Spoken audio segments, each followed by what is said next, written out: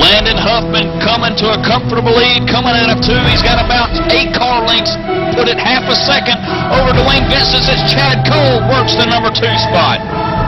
Time is running out. Vincent's got it. Cole wants it in the wall. Chevrolet puts the bumper to the 13 of Vincent. Vincent not backing down. He's in second. You know, when we got one car on the bottom, the 10 car.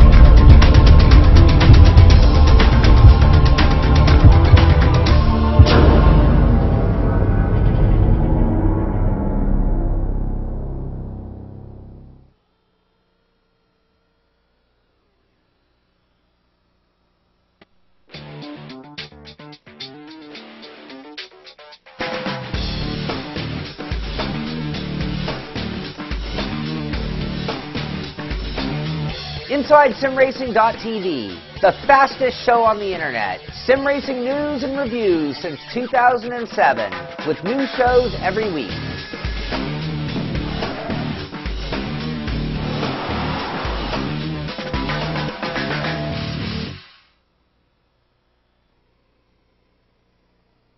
Hello and welcome, race fans, to the Lone Star State, Texas Motor Speedway, where the racing action is just getting started here. I am Dakota Erman, joined by Tim Terry for the first time up here in the broadcast booth, and we're here with the Real Sim Racing Asphalt Assault Series, sponsored by Inside Sim Racing and Derek Spear Designs. Tim, we're getting set for 135 laps. Glad to have you up here with me for the first time here.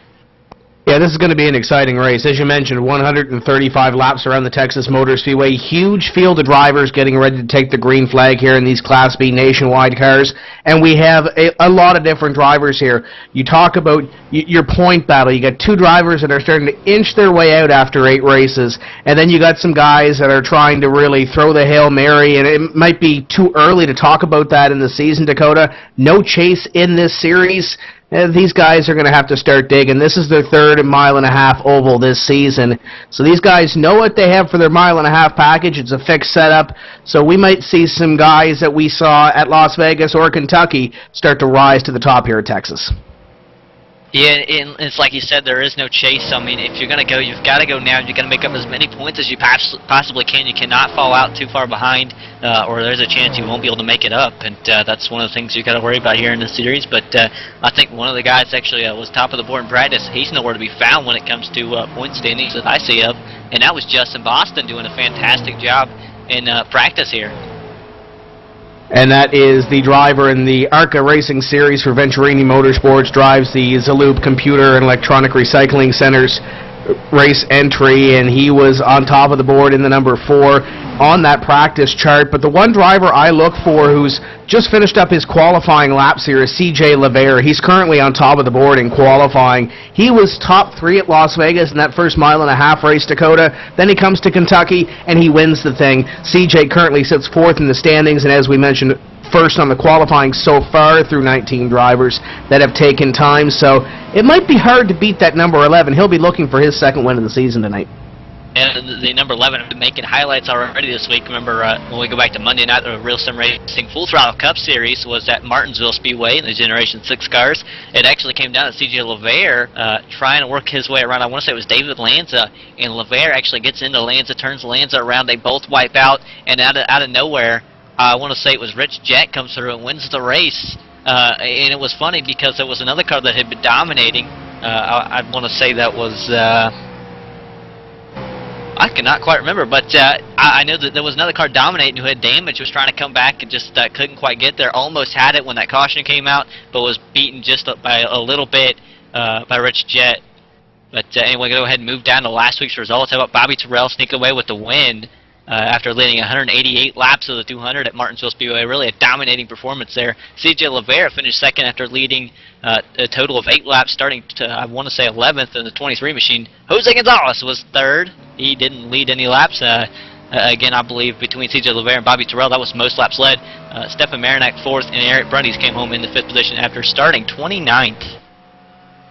And when you look at those point standings, Dakota, you look at Stefan Marinak on top of the board, 11 points between himself and Eric Brundies. But then you look back to third, and this is really where that gap is starting to show. Yes, it's only 8 races in. Yes, it's a 36-race season, but there is no chase. So you start to find that little bit of a gap there, and it's going to be harder to make that up, especially late in the season, unless you put on a charge like Alan Kawicki did in '92. Matt Lacrosse is third place in points. C.J. Levere is fourth, and Joey Hilton is fifth. 27, 34, and 36 back, respectively. Then you have Wyatt Wolf Jr. back there, 39 points behind. Jose Gonzalez, Clint Monahan, Jimmy North, and Brian Harvey complete your top 10 in the standings. And we've had 5 different winners this season in 6 races. Bobby Terrell, as you mentioned, sitting 11th in points. That moved him from 16 to 11 last week, Dakota. And with everybody so tight back there, just outside the top 10, and within the top 10, another win by Terrell tonight could easily put him up in the top 5 in the standings. That's how tight it is right now. That is really cool to see that points battle. Generally, you know, starting at about 7th place on back, or actually about 9th maybe. You can count in 8th position, and 7th's right there. This battle, inside the top 10 and outside the top 10, extremely close. Like you mentioned, really cool to watch that. We do have to keep our eyes on that as the race progresses. But you also have to keep your eye up front that Stefan Marinak and Eric Brundies, 11-point gap. Eric Brundies has to outperform Stefan Marinak a few weeks here to make up that little bit of a gap. And then there's Matt Lacrosse, 27 points out. He really has to outperform his competition. Now, we do mention there are a lot of races left, but again, no chase format. That's what these guys have to be careful about. And the one thing I'm not seeing right now, Dakota, is your top 2 making a qualifying attempt here. There's been 22 drivers make that attempt so far, but Marinak and Brundies have yet to be on the racetrack for their attempt, as there's nobody on the racetrack right now, as we have 3 minutes to go before we hit the starting grid. But that's going to put them in a hole as well, because we have 30-plus cars here. If you're going to start back outside the top 25, and especially at a track like Texas where anything can happen, especially when everybody's bunched up together on a restart, I wouldn't want to be in the middle of a hornet's nest when we throw this green flag. Do you want to talk about Texas Motor Speedway? Track facts, location, Fort Worth, Texas, with a capacity of 191,000. The owner is Speedway Motorsports Incorporated. It broke ground in 1995 and opened in 1996. Architect is unknown, but the surface is asphalt with a length of 1.5 miles, 4 turns, and the banking in the turns is negative 24 degrees. Making it a rather interesting track there, and we do see a lot of sliding here recently. But how about the professor's picks? The comers tonight: Eric Brundies, Stefan Marinak, and C.J. Levere have been strung together. Impressive top 5s in the series, and Bobby Terrell has bounced back with a win, 14th and a 3rd-place finish in the last 3 weeks. Got to keep our eyes on Bobby Terrell and those 3 that were mentioned before, racing up there in the points. Yeah, this one's going to be pretty tight, and this is going to be an indicator per se, and obviously this build's going to change by the time we hit the next racetrack. We're on week 11 of week 12 right now, but you see Atlanta, you see Charlotte on the schedule in the upcoming weeks as well, or the upcoming schedule, I should say. So this is going to be an indication of how well you're going to run there. Obviously, different setups with the fixed setup. Obviously, a different build coming up with iRacing, releasing a new build in 2 weeks. But this is another one of those indicators that you can see, Dakota. If we have a guy like C.J. Levere run well, and he's run well so far in the 1.5-mile racetracks. If you have a guy like, let's say, Mark Bratcher come up and surprise us tonight, he'll be instantly one to watch at Atlanta and Charlotte and the rest of those 1.5-mile racetracks. This is a telltale sign of the season, not only in the points, but for future races. And now I'm going to go ahead and go trackside down for the national anthem. Oh, say, can you see by the dawn's early light what so proudly we hailed at the twilight's last gleaming, whose broad stripes and bright stars through the perilous fight, o'er the ramparts we watched were so gallantly streaming, and the rockets' red glare, the bombs bursting in air, gave proof through the night that our flag was still there. Oh, say does that star-spangled banner yet wave o'er the land of the free and the home of the brave.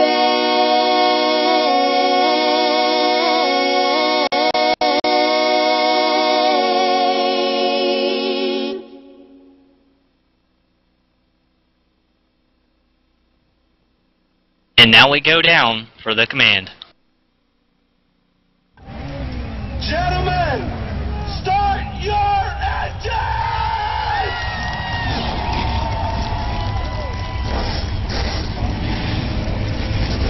And now making up row number 1, CJ LeVere and Bobby Terrell. Row number 2, Matt Lacrosse on the inside, 21 on the outside, 84, Jimmy North. Making up row number 3 is going to be the 10 of John Abbott and Bo McGuire. Next up is your 26 of Jose Gonzalez to the inside, to the outside, 30, Nick Silver.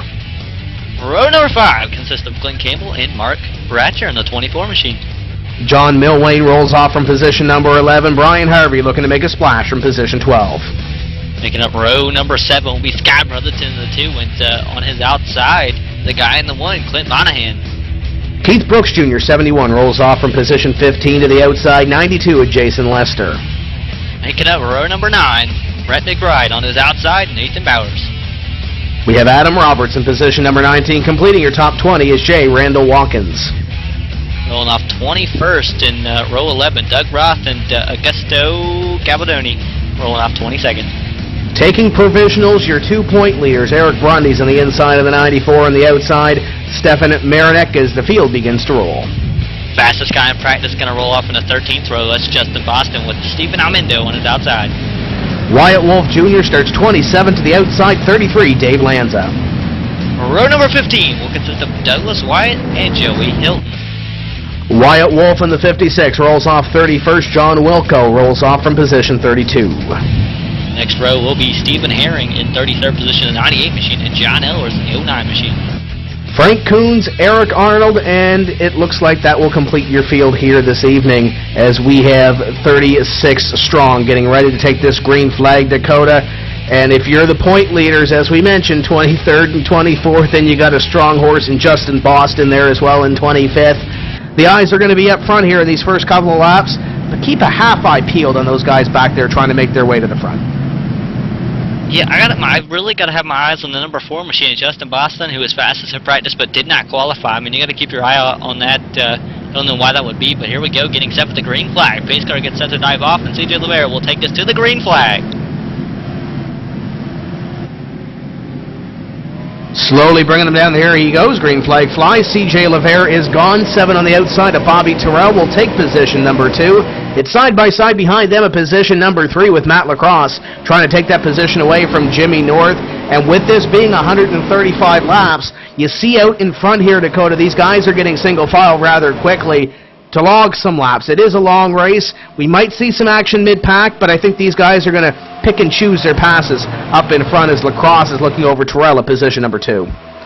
Yeah, Lacrosse, remember, is in 3rd in points. He's quite a bit back. He has to make up a lot of points here, and so you see him trailing the number 7 machine. He does need to make up as many spots as he possibly can. If he's going to be faster than that 7, he's definitely going to look, and as you see him getting even closer to the bumper of the 7, it'll be a matter of time before he maybe peeks down and makes his move as he falls off coming off the corner. Looks like the 7 was able to rotate the center a lot better there. Yeah, the 21 right now running in position number 3 as he tries to take that spot. Just behind them, caught out of the corner of my eye, side-by-side battle between Bo McGuire, check that, just behind them, Jose Gonzalez and Nick Silver, as Silver is on the march as he's got the battle in front of him. These guys are going at it really quickly as it looks like, was he Justin Boston down on pit road? Yes, Boston is now coming off of pit road, so it looks like he started from pit road. That's going to hurt him. Yeah, I'm wondering. That's something weird. No, he came down to pit road. I mean, he didn't start on pit road. Lap 1, coming to get lap 2, he comes and just peels off turn 4 from the 33rd position, comes down. I don't know whether he had a problem there, but gets the car wheeled down, stops in his stall, and it looks like, I want to say, a 2-tire stop for him in the 4 machine, and he was away. The only thing I'm thinking it could be is possibly something with the restart or the start of this race. I'm not sure what happened there, but nevertheless, these guys up in front, once again, getting single file through about your top 10. Guys trying to pick and choose their passes here. Jose Gonzalez on the back of John Abbott, Nick Silver there running at 6th, 7th, but that's the only casualty, I guess, so far of being a lap down as the 10 goes at the 30 for position number 6. Yeah, I'm looking back to see exactly what happened. I see him go 3 wide like 2 times on the start, so I'm wondering if he didn't get penalized for jumping the start there or passing inside. That could be the only thing, especially on lap 1 of the race, having a black flag as the 44 of Glenn Campbell now tries to make a move on the 30 of Nick Silver. Silver losing a bunch of spots here early in this race as we complete lap number 5 this time. That's the only thing I can think of. Lap number 1 of a race, unless something else happened that we don't know about. A tough break for Justin Boston, but I'm sure he can make it up. He's got a very fast hot rod in the Zaloop number 4.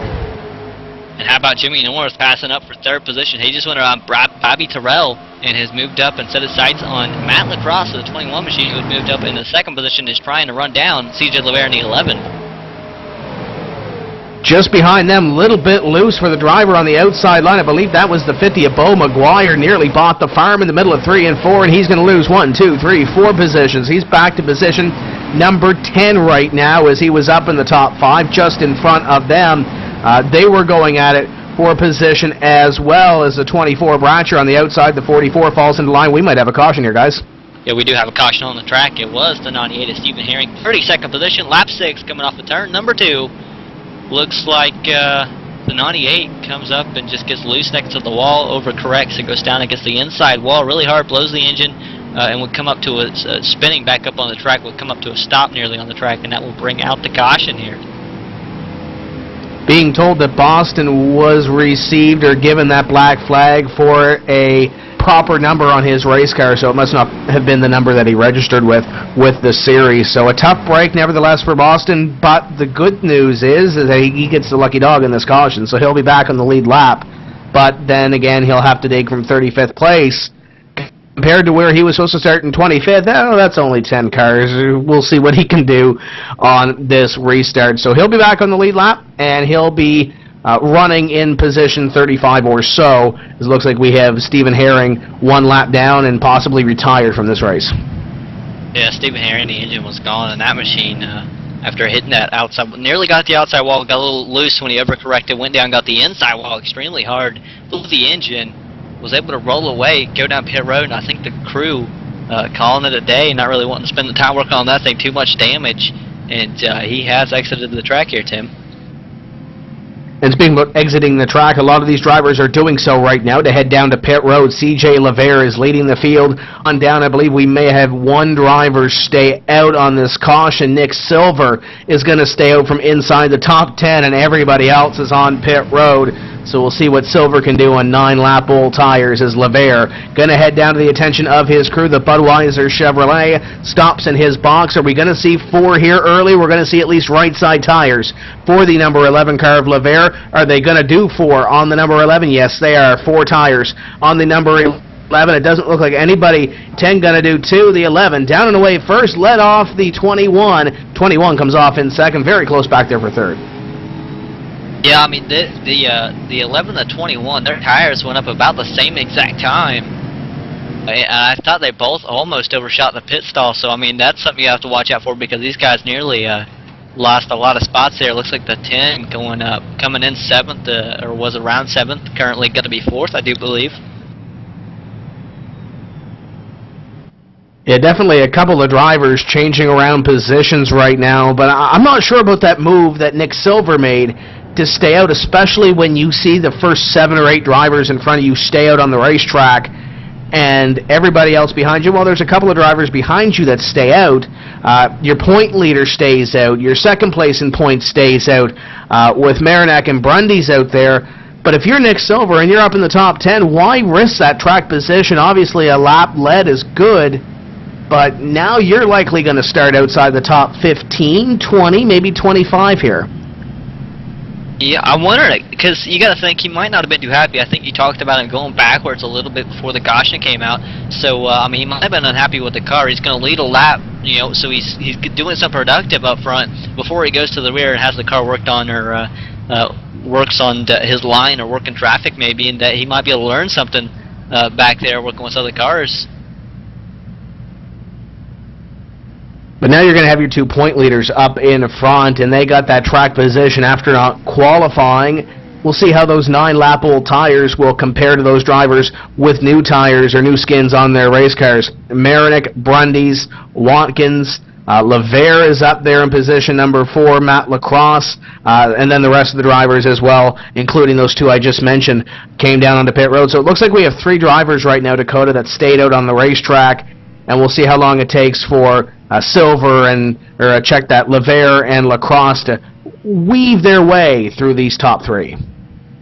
And I think that can be one of the dangerous things. That one car up there, there's 3 cars up there on older tires, and then I do want to say, you know, you've got the whole field coming on fresh tires behind you. That can be a little dangerous. But gonna go ahead and take this opportunity to talk to you a little bit about Inside Sim Racing. Sponsoring the Thursday night Real Sim Racing Asphalt Assault Series. Inside Sim Racing, your first and best choice for all news and reviews in online motorsports. Join Darren Genji and John Cole for the latest and greatest product reviews, simulation auto racing games for the PC and the Xbox crowd, from steering wheels to full-size racing rigs, updates on popular racing games, and a whole lot more. The yellow pages of online auto racing. Inside Sim Racing has it all. Visit them today at www.isrtv.com. Definitely a great website to check out. Darren and Sean always do a fantastic job putting up all the latest news, reviews, all that fun stuff. And, of course, the ISR World Tour events are always fun to put out there and do some wheeling in as well. And you saw the March on Michigan race a few weeks back here on ETV Live. Lights are out atop the first racing Ford Mustang pace car, so we're getting ready to go back to green with Marinak and Brundys up in front, Watkins in third, and then everybody else that came down pit road on new skins. We'll see how long it takes for those new skins to fall into line and possibly come back to the lead in this thing, and then again we'll get to see what our point leaders have for these drivers now that they have a little bit of clean air up in front. And here's another thing to look at. You know, there are only 9 laps or so on the tires of green flag racing, but that could be enough to cause the tires to spin here. A little bit of wear. Let's keep our eye on that. I doubt that happens. Yeah, as the green flag drops, there it goes. The point leader of Marinak, he's away with Brundys right behind him. They did not spin the tires. Behind him, C.J. LeVere working the outside of the 27 of, I want to say that it's J. Randall Watkins, and he is making it work, kind of, still door-to-door. 27 gets a little sideways, saves it. He's still going. 11, making it the outside lane work. He powers around the 27 here. He's going to be, nearly gets the wall, comes down. He's all right.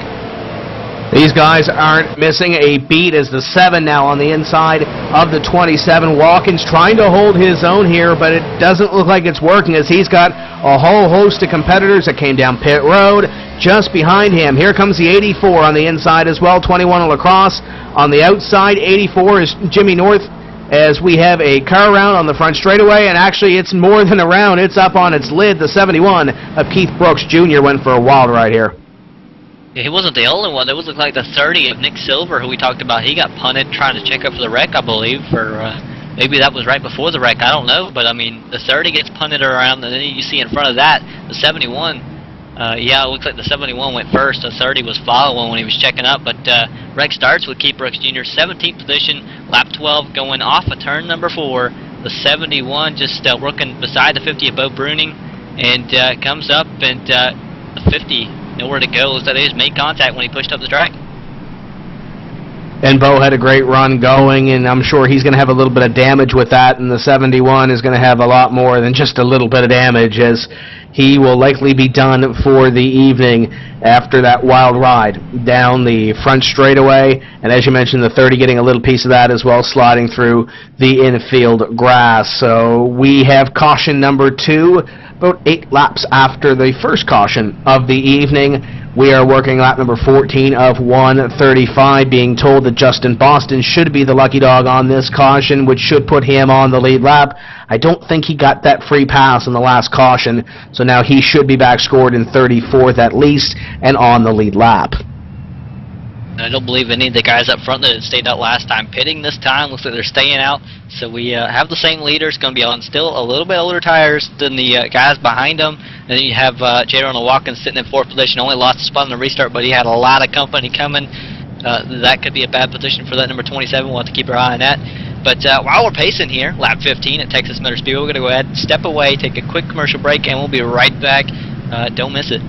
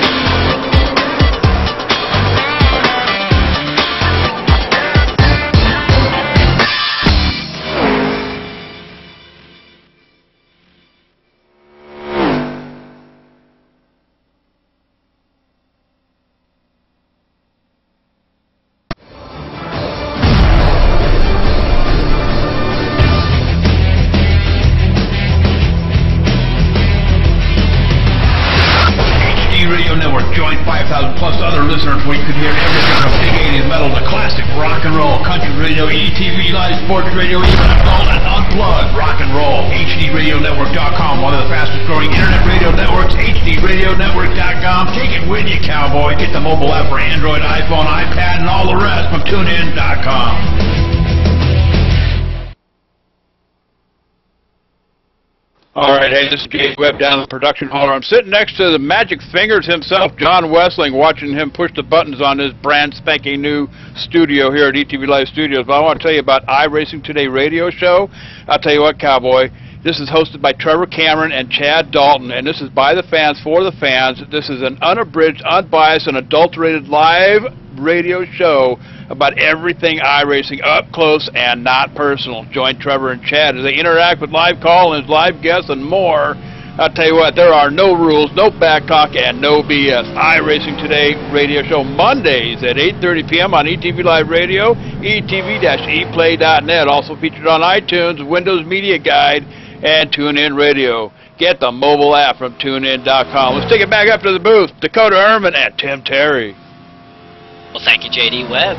Cowboy himself back in action. And Tim Terry getting set to go back green flag racing. We're looking at lap 17 of 135. And it is Stephen Marinac leading the way with Eric Brunningson on the outside here. Yeah, I think we're going to have to watch at row number 2. I'm watching the 27 of Watkins back there as he was trying to find his footing, I think, on that restart. And he had a whole host of hungry beavers behind him trying to nibble at the wood at position number 3.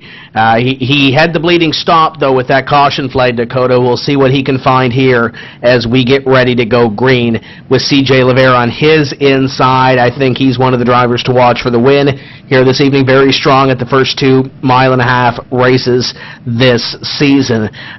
We still have a whole lot of hungry competitors. Justin Boston back on the lead lap, 32nd place. Wyatt Wolf, the 56, is 1 back, and Keith Brooks is 3 back. It looks like, for the most part, everybody else is still on the racetrack. Yeah, we're getting set. The pace car's getting set to dive off. Here we go. Stefan Marinak leading the way. Green flag is out in their way. Brunny's in second on the outside. Has got a little bit of company because LeVere is still on the inside, kinda. Looks like he might be kinda clear. Not quite. As they go into the corner, LeVere to the inside of the 94. He picks up another spot, it looks like, already. Yeah, great start for C.J. LeVere as he picks up the spot. Just behind them, it looks like the 27 is going to fall back 3 spots. The 84, Jimmy North, has been on it on these last couple of restarts. 84 to the back bumper of the 21, and Matt Lacrosse, Bobby Terrell in the number 7 leading this little train up as well. Just behind them, it's getting racy. There's action all over the racetrack here in these early laps of this restart as we work lap number 19 of 135.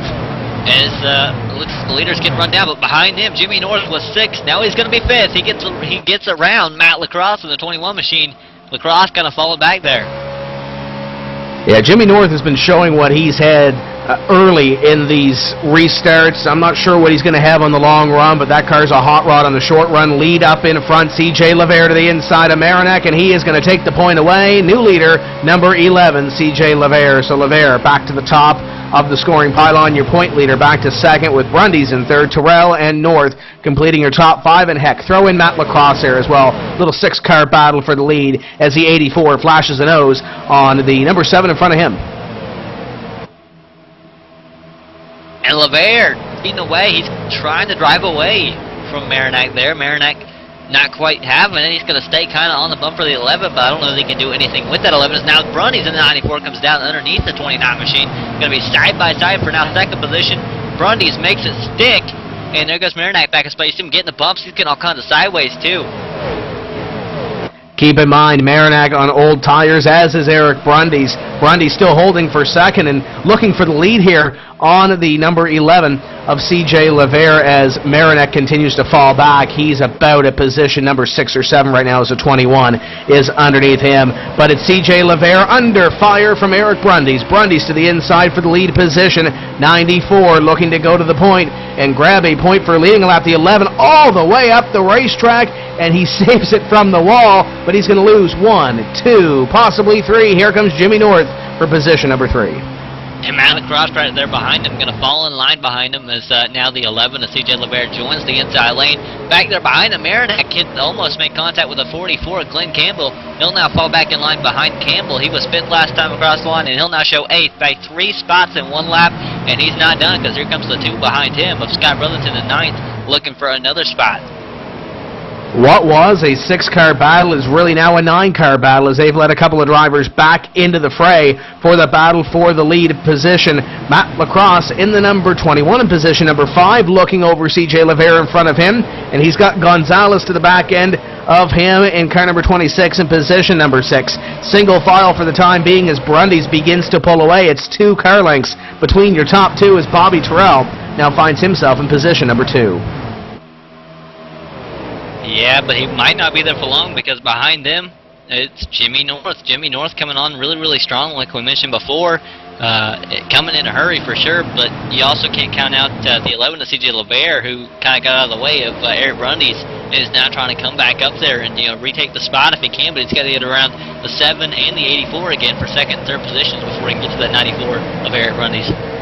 Battle for 5th heating up as the 44 of Campbell going to go to 5th place. Matt Lacrosse going to fall back to 6th. The 29 of Marinak, your point leader, is also there in position number 7. And a big slide for Brotherton off corner number 2 as he regains it. But now there's a little bit of a gap between 5th place and your top 4 as that battle exchanged. I'm sure with a little bit of the help here with a little bit of draft, they'll suck right back up to what is now the battle for 3rd, 4th, and of course the lead up there as well. But Glenn Campbell, new 5th place driver. And looking back at the battle for 12th, it was John Abbott. David Lanza just cleared Abbott, and here comes Clint Monahan, who was 14th. He'll take over the 13th place position, and John Abbott going backwards in a hurry is now Brian Harvey, and another driver, Nathan Bowers, looks underneath him. He's going backwards. Yeah, he's going backwards in a hurry. There's a lot of drivers there trying to pick up positions, and it looks like right now that high line definitely not the place to be as these drivers are getting up there and falling back spots in this field. I see the 21 of Lacrosse at 6th place on the outside. Here comes your point leader, the inside of Marinak as he picks up the spot. The 2 is also going to follow through of Brotherton, and just behind him, Jose Gonzalez looking to pick up a spot, and Mark Bratcher has made his way up into the top 10. He runs in 10th, and it could be 9th as he's looking at Lacrosse on the inside for position number 9. It looked like the 24 got a little sideways there. That was Mark Bratcher, and that might give up the spot, the time that he made up to the 21. The 21 now can maybe get back down to the inside, protect the inside lane as Brotherton in front of them getting all kinds of sideways. Was 7th, now going to be 8th, and may go back to 9th as looks like Lacrosse looks inside of the 2 machine. Scott Brotherton, it might make it stick here as he throws the car in deep into turn number 3. Brotherton nowhere to go but back right now as that high side or that second groove not there at Texas Motor Speedway so far this evening. 21-24 make their way through. Great run for Bratcher as just behind him it looks like Rhett McBride going to make his way up into the top 10 as he will break in, and with the 2 falling out of the top 10 to position number 11. Now the 21 under fire from the 24 of Mark Bratcher as Bratcher trying to pick up that spot as we continue to run here on lap number 29 of 135. In Lacrosse, throwing the car down in front of the 24. He had plenty of room, and he made a stick. He was able to hold off the 24, but the 24 coming with a lot of momentum. That's Bratcher in 9th position, trying to run back down the 21. He cannot find the hole to get underneath the 21, and Matt Lacrosse into the corner. So Bratcher kind of stuck here, as it looks like now Matt Lacrosse pushes up the track. Here comes the 24, Matt Bratcher. 2 is inside, side by side for 8th position, heading into turn number 3. Going down into corner number 3, the 24 to the inside 21, now stuck to the outside. Rhett McBride up into the top 10, going to try to make it 9th here with a move on the number 21. The 2 of Brotherton going to try to kick that 21 out of the top 10. I got a couple of new drivers up here that are looking at top 10 runs here. How about Dave Lanza in the number 33 trying to get something happening, and Clint Monahan in the number 1 trying to suck up to this one as well as the 21 nearly sucked up against that wall, scaring it off corner number 2. Here comes the 33 of Dave Lanza. And Lanza now looking underneath that 21, still side by side, door to door, but the 2 of Scott Brotherton holding up the 33 a little bit. 33 wiggles quite a bit, but still going straight. That's all you need, is he's carrying a lot of momentum. He has the preferred lane. He dives into turn number 1, still door-to-door with the 21, and is edging out the 21. Going to clear the 21 in just that one corner, but we'll have to see if the Matt Lacrosse can make up any momentum coming off the corner, any ground, as he just continues to fall. I'm wondering if there isn't something wrong with the 21, the way he's going backwards here. But it's early in the race. If you're going to try something or really push your setup, really push the fixed setup here, really push your tires and your wear, this is definitely the time to do it. So Matt Lacrosse right now in position number 12 and has Clint Monahan just behind him. We'll see what he can do in this little run here. Back up front, Eric Brundys continues to lead Bobby Terrell. It's about a half car length between those 2 drivers for the lead position, and everybody else behind them really single file until you hit about Dave Lanza at position number 11 as he passes Brotherton for position number 10. So Brotherton going to fall right into line there, and he will be in position number 11 with Lanza moving into the top 10. A good solid run there for Lanza, making it work as now the 2 of Scott Brotherton gets to his bumper, was looking around but not going to find anything. So it looks like Lanza will hold on to the 10th position for now, as the 2 of Scott Brotherton still kind of poaching, still watching that 33 machine.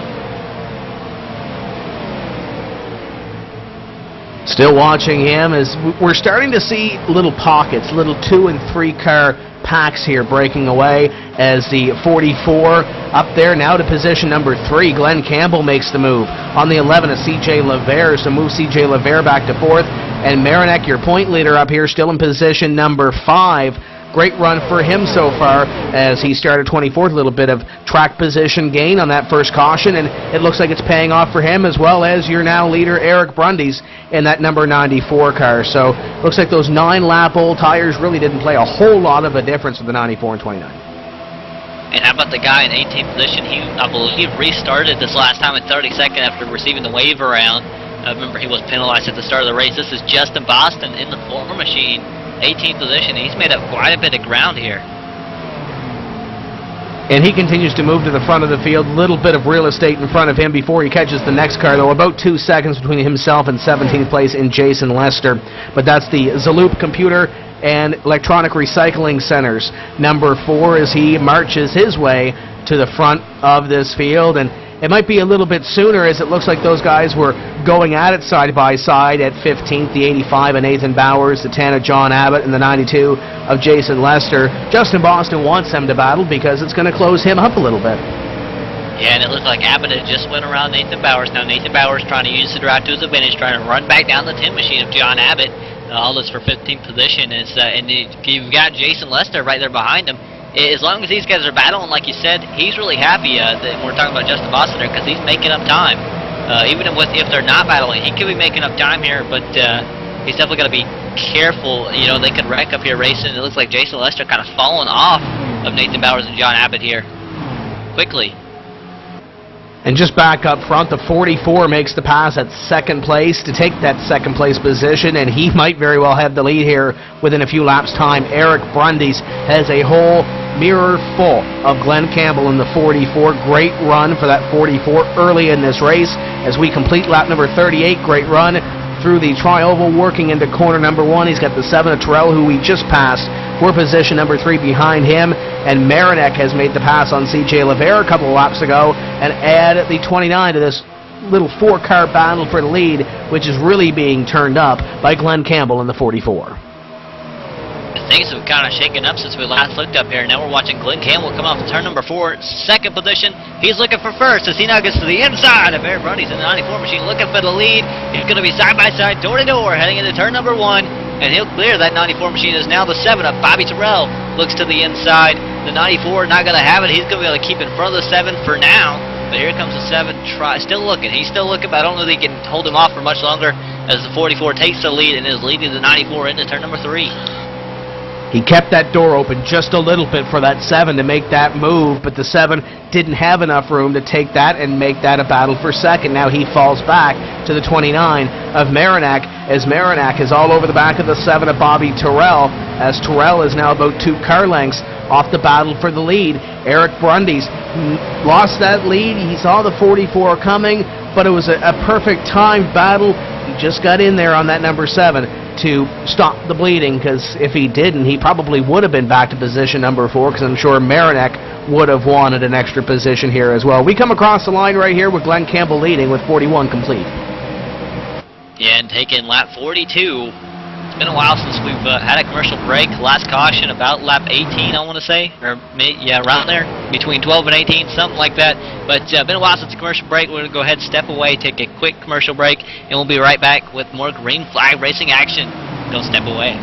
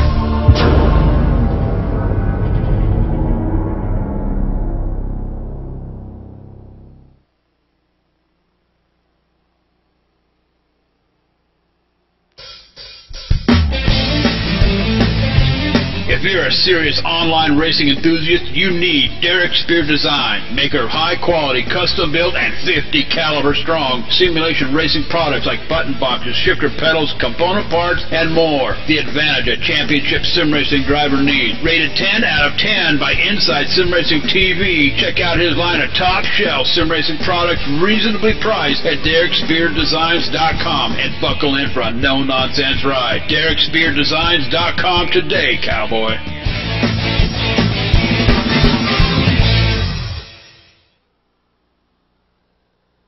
we're back live, and just want to let you know this race is simulcast on ETV Live Radio. ETV Live Radio, supported by the AHD Radio Network, features classic rock every hour of every day. You can also catch live events such as race day broadcasts right from the booth booth and listen to engaging talk shows every week. ETV Live Radio featured in the sports section of iTunes. iTunes, get the mobile app from TuneIn.com and look for us on Windows Media Guide, ETV Live Radio on the HD Radio Network, because we're still green flag racing here at Texas Motor Speedway with Glenn Campbell still out front, leading, I believe that is Eric Brundys and Bobby Terrell. And just behind there is Marinak, your point leader, and Marinak these last couple of laps has fallen off the pace a little bit of your top three 50s and 60s, or 30 50s and 60s for your top three. And that Marinak machine will go back to a high 60 on a lap time and then whip off a quick lap like he did the last time by at a 30.57, and then he'll fall back a couple of laps on the lap speed. So he's there, he's within striking distance, Dakota, but it's not as consistent as the three cars in front of him. And that can be something you need here at a place like Texas, but definitely giving it all he's got right now. And how about Jimmy North went around C.J. Levere as well as Jose Gonzalez? That put Levere back to 7th position. So Levere, who was the fastest car earlier, one of the fastest cars who started from the pole, kind of falling back a little bit on this long run. And I said it right off the hop of this green flag. I'm not sure with Jimmy North right now in position number 5 what he's going to have on the long run, because that short run car looks pretty good, and I think the long run car, the long run setup, and it's not too bad either, as the number 84, Jimmy North, is now under fire from the 26 of Jose Gonzalez. Gonzalez to the inside, can't make the thing stick. They had it at the 48 there of a lapped car, going one lap down to them. That's Coons in the number 48. But it looks like Jimmy North has that mentality in of long run. It's just not as good as those top 4 right now. Yeah, it really takes consistency, and you know, like you said, the mindset that he needs, and he's definitely got the mindset, but maybe not the consistency. He's definitely hitting his line here, but I mean, he's got a lot to worry about. He's got the 26 in his mirror, the 11 in his mirror. There's David Lanza's back there in his mirror in the 33. He's got a mirror full. He can't quite focus on what's in front of him because there's nothing in front of him. All he knows is there's a lot behind him, and he's got to go, and I'm sure that's what he's worried about right now with Jose Gonzalez being all over the bumper, that 84. And the 11 car, C.J. Levere, nearly got ran over just a couple of positions behind them by Dave Lanza. Levere might have been doing a little bit of mirror driving there, as a little bit of bobble from that car just in front of them. Exchange for position number 5. Jose Gonzalez goes to that position. Jimmy North will fall back to 6, and it might be 7th here. What a run by Dave Lanza in the middle of corner number 2. The 33 car is on the hunt as he goes underneath. The 84 flashes the nose down there. 84 going to give him a little bit of room.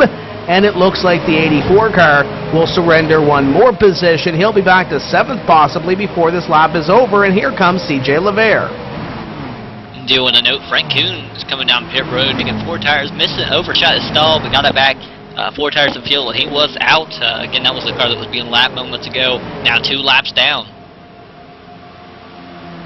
And he'll have to rebound there or hope for this green flag cycle to go through, as this race does have a green flag look to it right now. We're nearing the 1/3, or just over the 1/3 distance mark in this race. Lap 52 completed right here is the 33 of Lanza. What a run he's had in the late laps here of this run. Lanza to underneath the 26 of Jose Gonzalez, as he will pick up position number 5.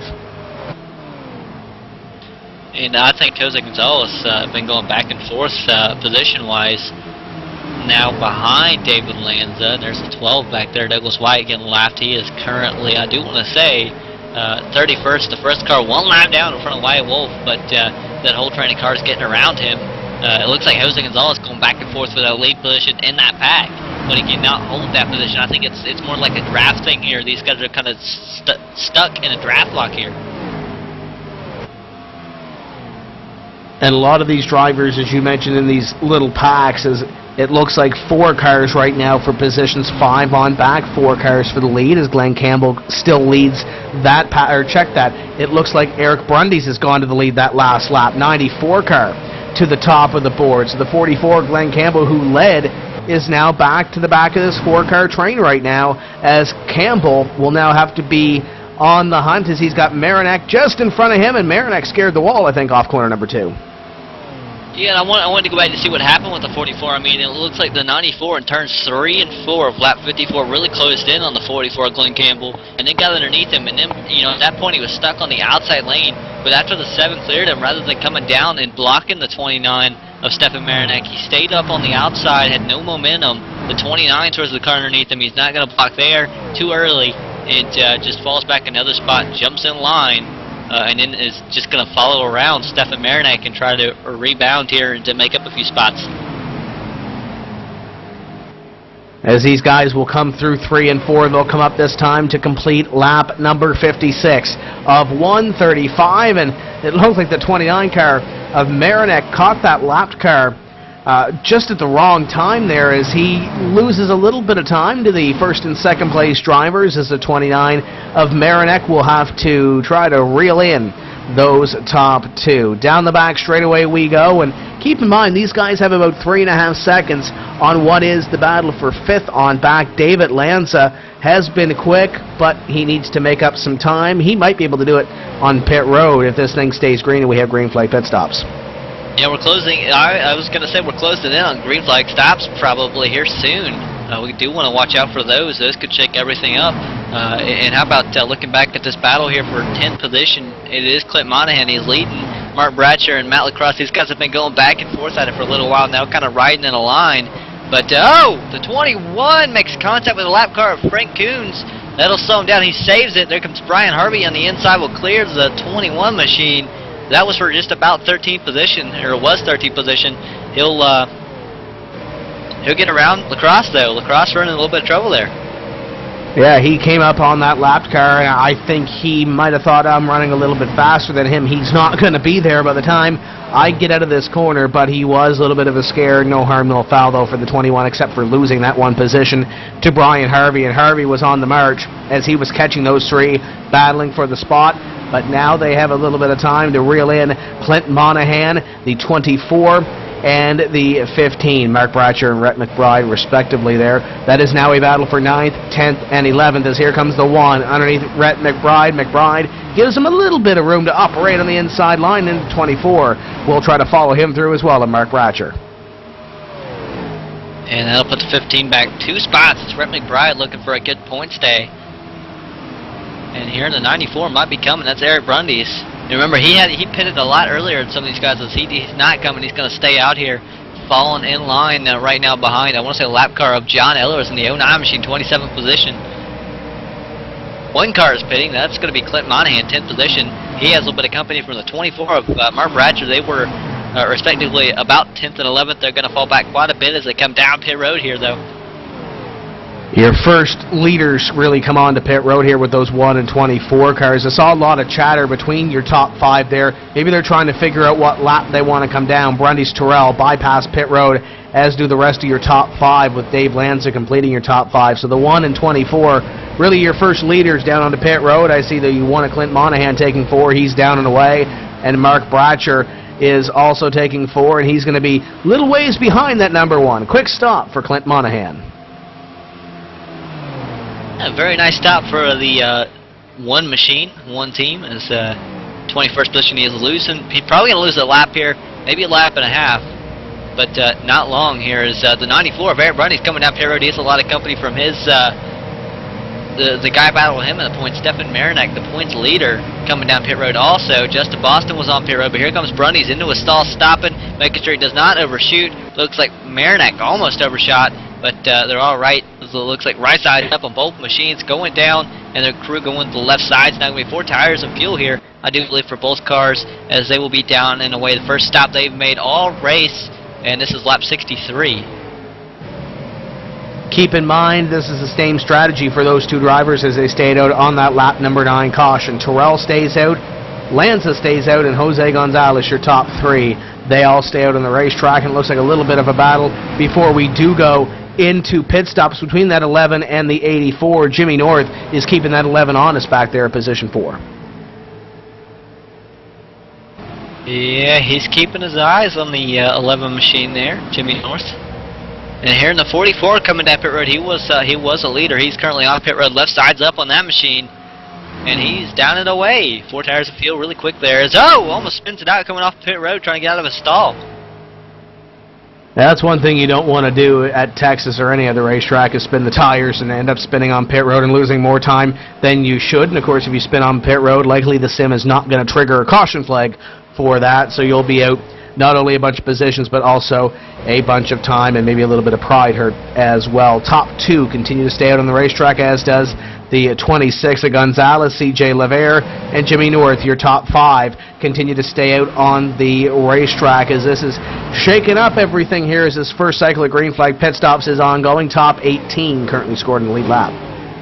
And Bobby Terrell holding a 3-second gap apparently over David Lanza. What a lot of these guys don't want to see is a caution right now, because then they'll have to stay out. There'll be a lot of cars on fresher tires, and they'll be lined up in front of them. That could change things. So, I mean, that's probably what Bobby Terrell's hoping for right now, sitting in the first position 7 machine with a 3-second gap, waiting on the guys behind them to come down pit road. Looks like not really seeing anybody come down yet. And looking at this right now, these guys pitted on lap number 9, or most of them pitted on lap number 9 that are currently out on the racetrack. It's about 55 or 56 laps so far on their run. If you're Bobby Terrell or David Lanza or Jose Gonzalez, you do have to make one more pit stop, whether you pitted 10 laps ago or you're about to pit now, as the 7 will bypass them out the pit road this time. By 33 going to come in, though. Dave Lanza is going to pull it in from position number 2. So Lanza will head to the attention of his crew. But as I said there, Dakota, you still have to make one more pit stop. It's just a matter of really when you make it. You can't go the rest of the way on fuel from here. Yeah, no, I think I want to say that the later they go in, they might be a little bit better off. They'll have less wear on the tires most likely, as long as they're not overdriving the car. That could actually really play dividends for you. You'll have a little bit faster car than most of the competition if they pit a little bit earlier than you. So David Lanza really liking his strategy.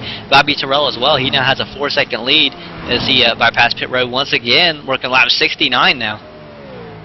Yeah, he actually just lapped Dave Lanza, who was on pit road. Clean stop for the 33, though. He is down and away and right now scored in position 18, 1 lap down. We should see these leaders, or what's left of these leaders, come onto pit road momentarily. The 7, Bobby Terrell, could this be his lap that he's coming onto pit road? He is going to bypass it again, so he will complete lap number 69, and he'll complete it on the racetrack. Jose Gonzalez also staying out. C.J. Levere staying out. Jimmy North not pitting. Red McBride didn't pit. He's looking for a good day. Brian Harvey, John Abbott have not pitted. I want to say John Abbott kind of about 10 seconds out. He's maybe a second behind Brian Harvey right now. And then you have John Wilco, who's a lap down. A few lap cars in this mix. Matt Lacrosse is not pitted. Doug Roth not quite pitted yet. And here comes the 7 of Bobby Terrell coming down pit road for his stop. Make sure he doesn't speed. He's going to be 45 coming across the line there.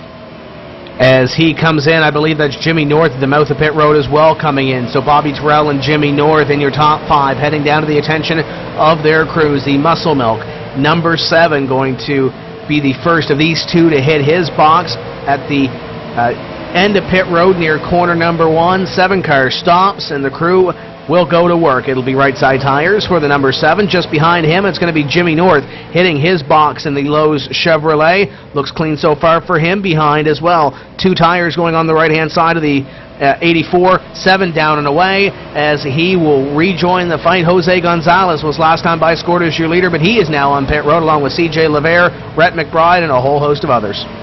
John Abbott assumes the lead, but here comes Jose Gonzalez down pit road. He started 7th, so we'll have the 7th pit stall on pit road.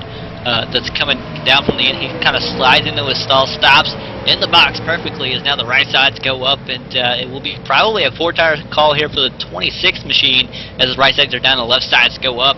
More cars coming down pit road. Matt Lacrosse, C.J. Levere, looks like 4-tire stops for them as well, as Jose Gonzalez will win this battle off of pit road in this little group here. 10 car will head to pit road. He did lead the last lap by John Abbott. Will relinquish the lead to Nick Silver in the number 30. Silver will now be scored as your leader, as Abbott will head down in the I-League Gray Chevrolet Impala. Expected to be 4 tires. Clean in so far for the 10. His crew now at work on the Chevrolet Impala number 10, right sides.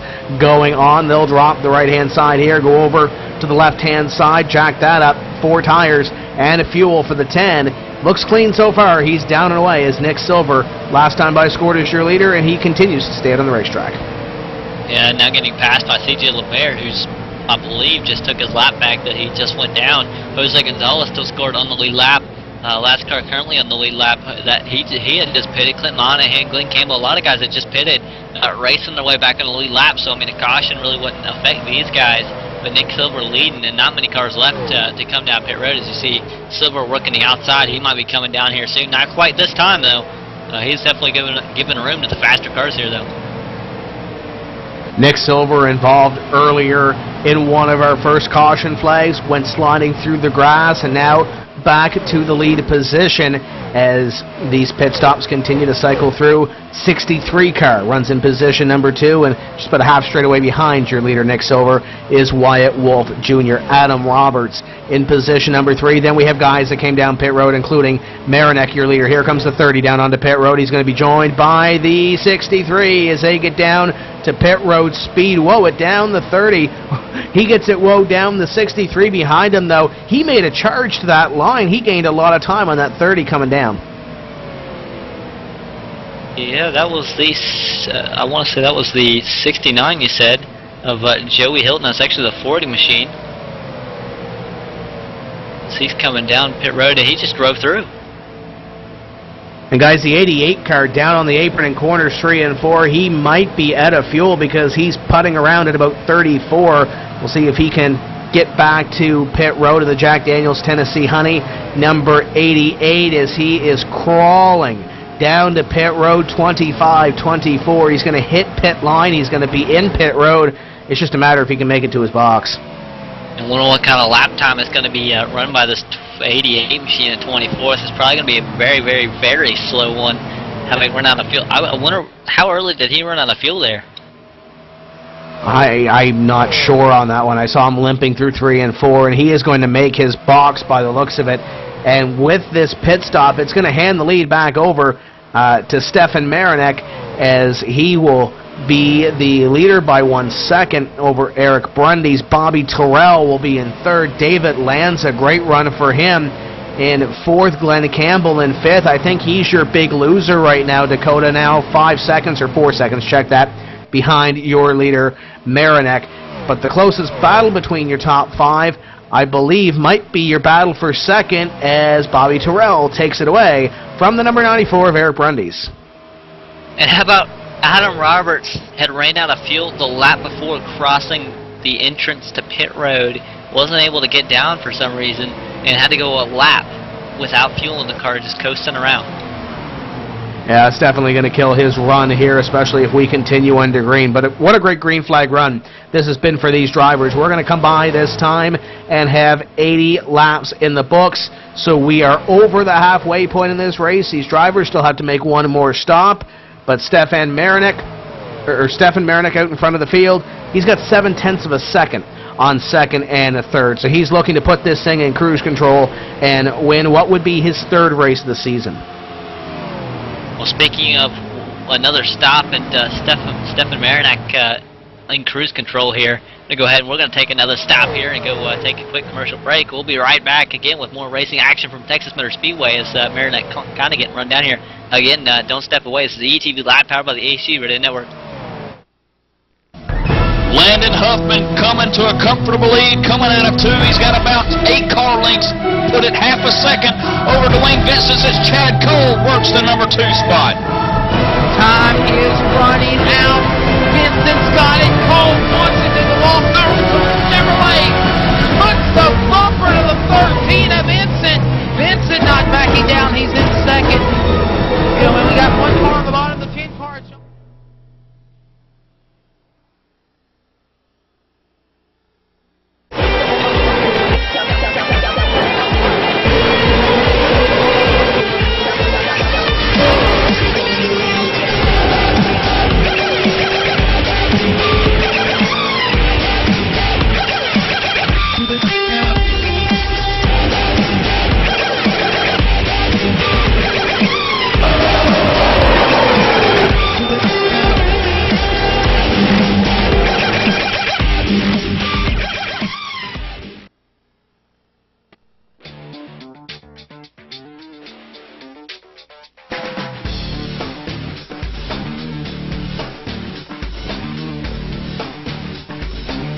InsideSimRacing.tv, The fastest show on the internet. Sim racing news and reviews since 2007, with new shows every week.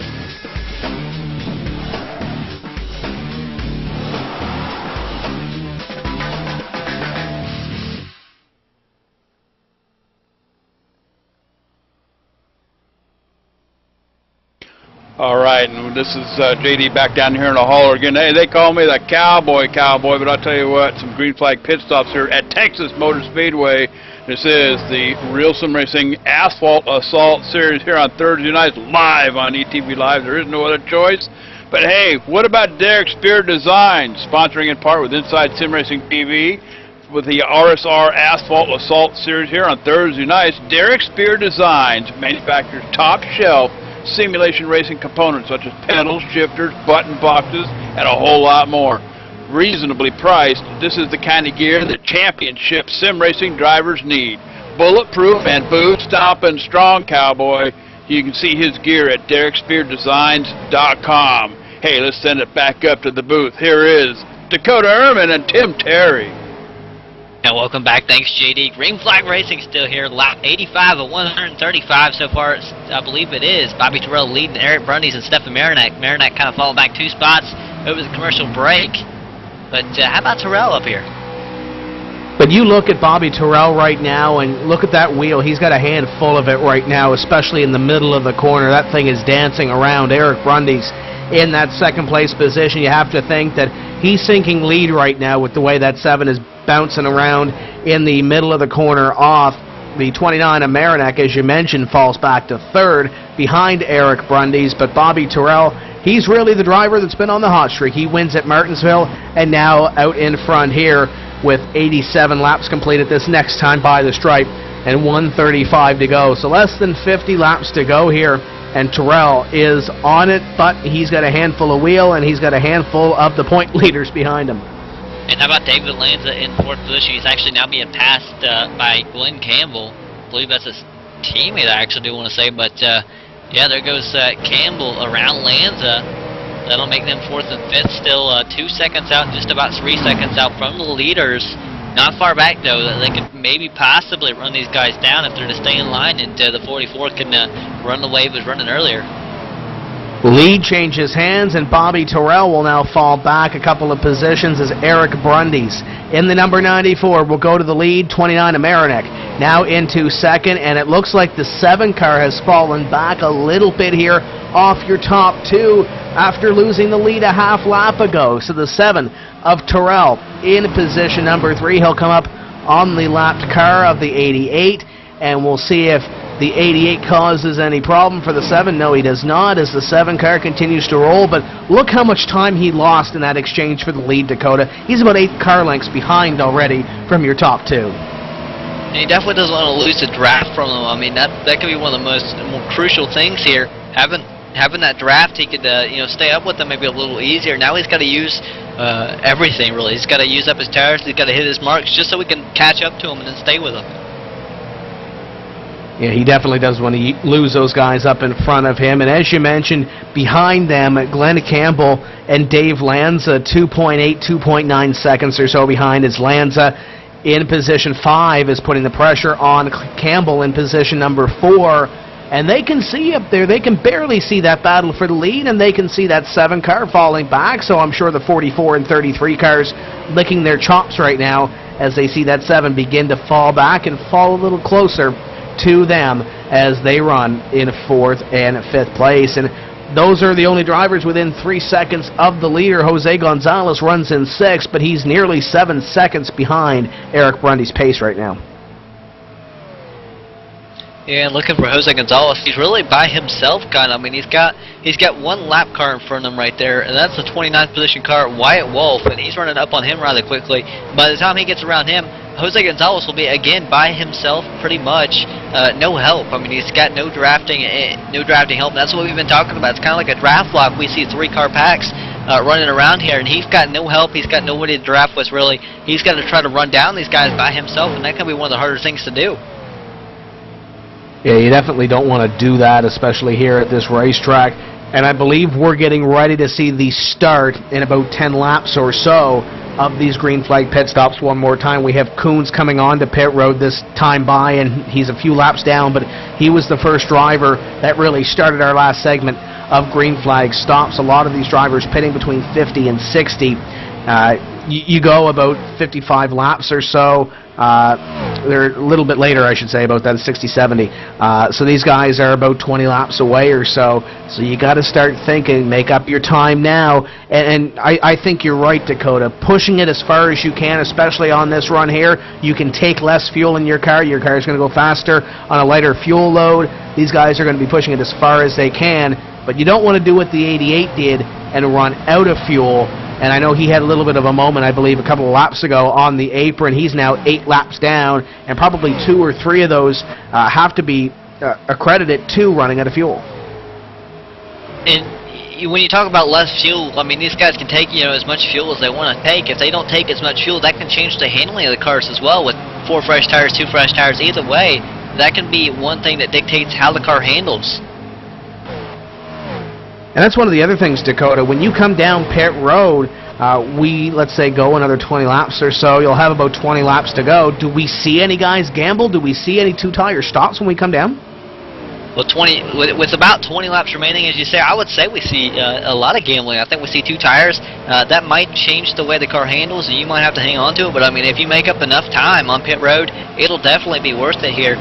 You definitely don't want to lose a whole lot because it really just takes draft here. If you get a group of guys that just clean air, that's really going to throw a lot of people off. I mean, the car's going to handle different just that way. And then, with a different amount of fuel, if you take that, that'll also throw the car off, and you're going to have a whole new car that you haven't driven all race, it's going to feel like. Leaders are in lap traffic right now. The 62 just went a second lap down. That's John Wilco as he gets the wall off corner number 4. That's definitely not what you want to do if you are 2 laps down, or if you're trying to get that leader. Just in front of them, Eric Brundy's actually is lapping the 12th car right now, as the 12th car of Wyatt goes 1 more lap down. That'll put him 3 laps down. And now John Milwane will be in the lucky dog spot very momentarily as the 20 car is up the racetrack. He is the last driver on the lead lap in position number 23, and he gets up into the wall in what looks to be the Toronto Maple Leafs paint scheme that I'm seeing here, and he's up in the wall. It's something like his team is doing this season. Man, Bobby Terrell had been kind of a ways out from these leaders, and he's kind of run them down just a little bit. And also the group behind them were nearly 3 seconds out, now 2.1 and 2.3 seconds out. They're closing in rather quickly. They're the 33 and the 44 in 4th and 5th position here. Yeah, especially with that lap traffic, they're going to close in rather quickly. Looking at that number 20 car, the next driver to fall 1 lap down is Nathan Bowers, and he is working off corner number 2 right now. Your leader is behind him, probably by about a half straightaway or so. So the 20 car hoping for a caution within probably these next 5 laps, and especially because he has been fighting a wicked loose race car in these last few laps of this race. So the 20 car hoping for something to happen here in these next couple of laps to get a caution and get the free pass. If not, Nathan Bowers is going to be falling into the clutches of your leader, and the 85 in just a few laps time, I'm sure, will be going 1 lap down if this thing stays green to Eric Brundy's your leader. And I'm looking at this 20 car to see the loose condition, and I watched him go through turns 1 and 2 right there. You see him, he kind of pushed up, and he was riding about a lane up off of the bottom. He never could get down to the bottom. I want to say this guy's been driving the corner a little too hard, maybe tore up the right front tire, wore it out, and that caused him to slow down the lap times that really, wore out the right front. Like I said, it's not helping it turn. So he's not able to turn center. You see him come off the corner, and he'll just get sideways occasionally because he's still trying to turn the wheel to the left to help the car turn when you're coming onto a straightaway, which you don't want to do. As these drivers work lap 101 of 135, 35 laps remaining. 33 at position 4 has caught position 3 of Bobby Terrell. To the inside goes Dave Lanza on Bobby Terrell, and he picks up the position. That's really been the driver that has been on the move here, guys. David Lanza started back a little bit farther back in position 28, and he's made his way up, picking his positions off, and especially on this green flag run, picking time off. He was at one point over 3 seconds behind your lead pack, and now he was shown the last time by as 2.3 back at position number 3 now. So Brundys and Marinek might have some company before the end of these 33 laps, as the Brundys machine will come up on Bowers and put Bowers 1 lap down here. And Glenn Campbell going around Bobby Terrell there. Glenn kind of fell off of David Lanza a little bit. Lanza doing a tremendous job of trying to run these leaders down. I think pit stops are going to make it or break it here. Coming down, you've got to be fast on pit road. You've got to be fast getting down pit road, on pit road, getting off pit road. You've got to make the right call when it comes to tires and fuel. And I think we're going to be seeing that very, very soon as we're working lap 103 of 135. Not many laps remaining here. Yeah, these guys should be down, I would say, within the next 10, 15 or so. To the attention of their crew for the final time here this evening as Eric Brundys continues to put up a pace. Last lap by was a 30.67 on the stopwatch to a 30.75 for Marinek and a 30.71 for Lanza. So it looks like Lanza a little bit faster than Marinek. And I mentioned it on that first green flag run that Marinek, especially in the late runs, a little bit more inconsistent compared to the leader at that time. Marinek has really been keeping pace here to Eric Brundys, but it's been back and forth trading those fast laps. It's about 4 car lengths between your top 2 drivers. But Marinek, it looks like he's really stepped up his game on the second run. Yeah, he really has. And Eric Brundys, how about a shout out to him, second in points. He's having one heck of a night right now, running in that lead position. Like we mentioned, he's running away kind of from the second place car. He has been a really, really stout car tonight. He was racing guys on fresh tires, and he was on about 10 laps older tires. He's been really fast. It's been insane to see the 94 working Texas Motor Speedway. Definitely a track that he likes here. As the Brundys machine will put the 92 car 1 lap down. That'll be Jason Lester, and he'll be in the lucky dog spot for the time being. And I say time being because Wyatt Wolf Jr.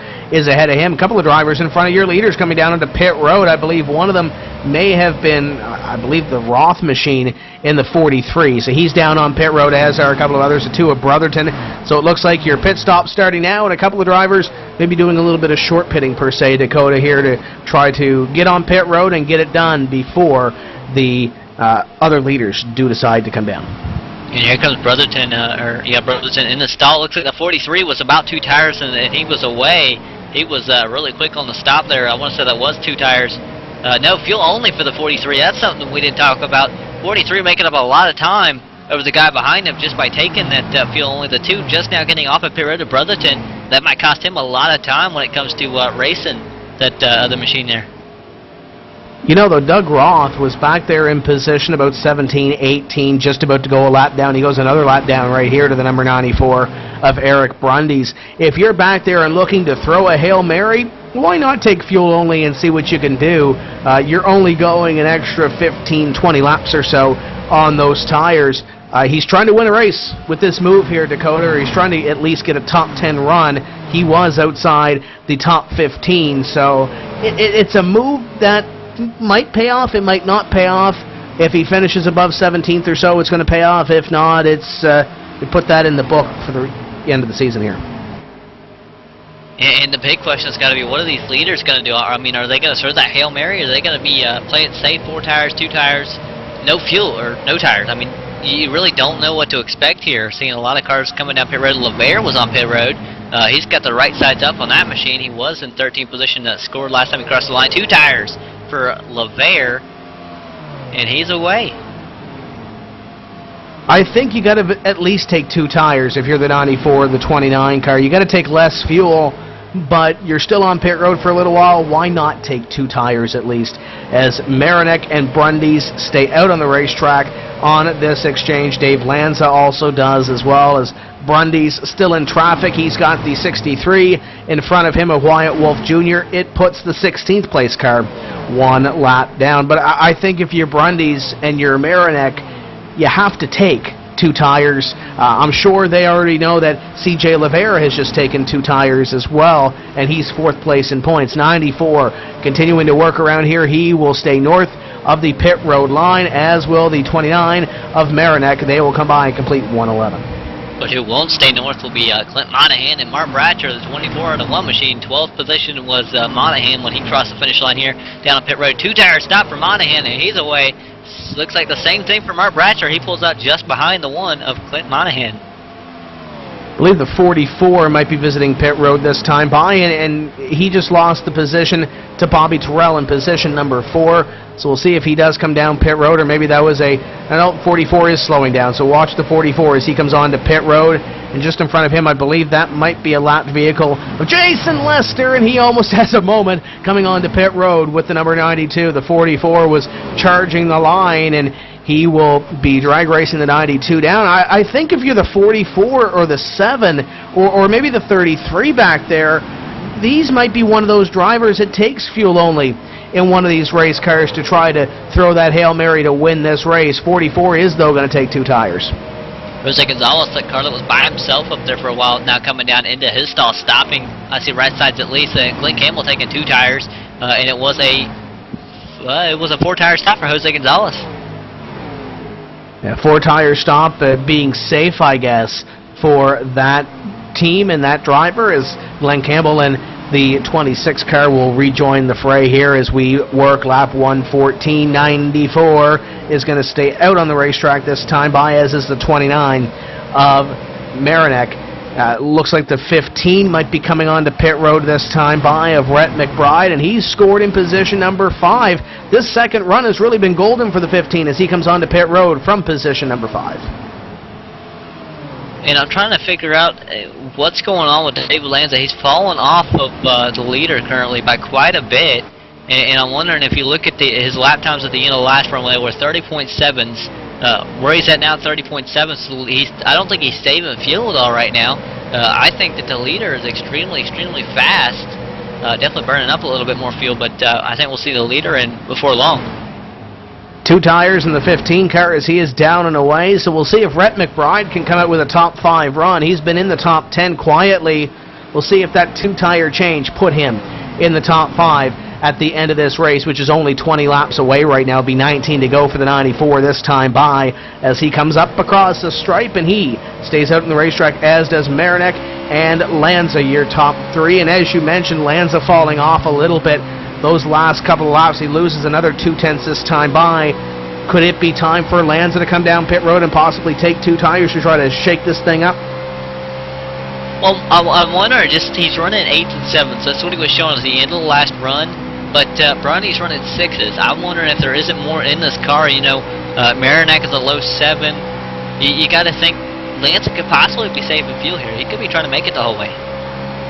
I don't know if he can stretch out another 10-15 laps in his run, though, because I'm pretty sure that's what he's going to need here with this run, maybe 10 laps or so. I'm sure you can save 10 laps at Texas, but is it really worth the gamble? I guess we'll have to see, because it didn't look like he was saving fuel in the first 7/8 or so of this run. But Dave Lanza, if there's somebody that's going to come down and possibly take 2 tires, it might very well be that number 33, just to try to make something happen. Top 3 continue to stay out. 1:18 complete it as they're battling side by side in front of your leader, Joey Hilton in the 40, Nick Silver in the 30, as Hilton goes another lap down. And what a tough break for the 5th place driver in points coming in. He might lose a couple of positions here. He's really in that close pocket in the point standings. And I'm looking around here. Matt Lacrosse just came down pit road. He was away. He's now 18th, being scored, trying to get back on track. You say David Lanza would come down a little bit sooner had he not be saving, or would still be coming down, as I believe he just pitted. Yeah, he's coming down pit road. I was going to say he needs to pit sooner rather than later and make up as much time as he can, and I don't think he's alone on pit road. I'm wondering if there's anybody else down here. At 94, Eric Bundy's. Yeah, leader's down on pit road, fuel only for the 94. He's down and away, and the Dave Lanza machine back there as well on pit road. He is down and away as well in that number 33, and I believe he did take 2 tires on that race car. Here comes Marinak on to pit road. We'll see what he does. It was fuel only for the number 94. Does the 29 keep with him and do fuel only as well? 29 heading down to the attention of his crew. No, he doesn't. I thought he overshot there for a second. Fuel only for the number 29. Down and away for the number 29. We'll see where this shakes him out. And Bobby Terrell now being scored the leader, lap 121 of 135. Bobby Terrell backed up 4 to 5 seconds from the leaders. Remember, he was up there leading at one point. I don't know, man. The 7 backed up quite a bit as well. Is he trying to save a little bit of fuel to get to the end of this race? Is that why he possibly backed off? The 7 of Terrell is got the 2 car, I believe that is, right in front of him, of Brotherton. So he could very well be trying to do something as well. The 84, Jimmy North, is scored in position number 2. John Abbott is scored back there in position at number 3. So there's some guys trying to make something happen here. 7 car up at a corner number 4, 1:22 in the book right here. Now, what I want to say is happening here. The 7, he's not saving fuel. He would be clutching the corners by now, and it would be really noticeable because he's been doing it for a long time. If he was trying to save that much fuel, he's not. He's just getting passed by a lot of faster cars. He's running decent lap times, though. I think what he's doing, he's trying to stay out as long as he can. Remember, he was one of the cars that pitted a lot later in that last run. He's got to stay out as long as he can. Hope for a caution. If he gets a caution, he's in good position as long as those guys behind him that were fast are a lap down. Ooh, he almost hit one in front of him, though. The 21 of C.J. Lavere nearly got up into the 2 of Brotherton as the 21 passes the 2, and that is actually for a position. That's 1 lap down, or the tail end of 1 lap down at 21st and 22nd, just in front of your leader. But there was almost the caution that he was looking for, Dakota, as the 7 car Trell, I'm sure, was holding his breath as the 7, 84, and 10 scored as your top 3 drivers that last time by. Terrell comes up at a 4, 1:24 completed, as we will have 11 laps remaining in this race at Texas. And how about Stefan Marinak and Eric Brundy shown only lap, but guess who's in front? That would be your point leader, the 29 of Marinak, as he's got Wyatt Wolf Jr. between them as well. Very exciting here with Marinak and Brundy's. Marinak looking to gain a couple of points, and with these guys continuing to run near the front of the field, and guys like Matt Lacrosse and C.J. Lavere having a little bit of tough luck, if it continues the way it has been the first 9 races of this season, it's going to be tough to catch those top 2. Well, here's one thing. Stefan Marinak, shown 6th. Eric Brundy's shown 7th. These guys are the opposite running order coming out of pit road or going into pit road. Things have changed because now with that 29 being in front, the Eric Brundy's was a little bit faster. He now has to run down Stefan Marinak, trying to make up. Remember, he's got to try to make up as many spots as he can for as many points as he possibly can. And he's got a long ways to go. I mean, he was just about a second off or behind Stefan Marinak with just 10 laps remaining here. And it looks like Bobby Terrell in the number 7, just a couple of hundredths a lap slower than Marinak. It's not by much. Eric Brundy's actually faster than Marinak by about a tenth that last time by. So Brundy's is on the throttle right now trying to catch him. Here comes the 7 onto pit road, your leader. Now Bobby Terrell is going to surrender the lead and head on to pit road. Does Jimmy North try to stay out? He's going to have to because he's on the outside of another car. Jimmy North in the 84 is stuck on the outside line as Terrell down to the attention of his crew. What he doesn't want to do is do what the 88 of Adam Robertson and run out of fuel coming across the pit road entrance and not be able to pit. That could be bad. That could cost him a lot of times. Now the 7 comes down, stops in the second stall on pit road from the end there. Looks like fuel only. Really quick stop. He's away. Quick stop for that number 7. We'll see where he rejoins the field. Jimmy North will be scored as your leader, I believe this time by 84. Is now going to come on to pit road, though, so he will not get that lap led unless John Abbott comes down pit road as well. The 10 car back behind him is going to stay out on the track as Jimmy North will be down on pit road. Abbott will take the lead right here on 1:29. 6 laps remaining. Can Abbott stay out the whole time? I don't know. I don't think he can, but he's out there trying in that 10 machine leading at lap 129. Jimmy North on pit road, just not coming into a stall. Looks like fuel only for the 84. A lot longer stop than the 7. And the 30 of Nick Silver is another one of those drivers. I don't think he was on pit road. He's ahead of Marinak right now. So really, Stefan Marinak and Eric Brundy's your top 2 that did come down pit road already. And it looks like your 29's in heavy traffic. The 8 or the 94 is catching the what is now 3rd place driver. Brundy's could make this interesting if those 2 drivers in front of him pit, and this ends up being a battle for the lead. Well, here's the interesting part. Nick Silver, he was one of the last cars to come down pit road last time.